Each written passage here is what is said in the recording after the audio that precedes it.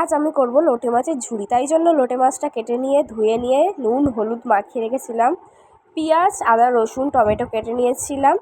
কড়ায় তেল দিয়ে পেঁয়াজ আর দুটো কাঁচা লঙ্কা দিয়ে দিয়েছিলাম। তারপরে দিয়ে দিলাম লোটে মাছটা যত নাড়বে লোটে মাছটা ছেড়ে ছেড়ে যাবে গায়ের থেকে, কাঁটাগুলো আলাদা হয়ে যাবে, তখন কাঁটাগুলো তোমরা ফেলে দেবে।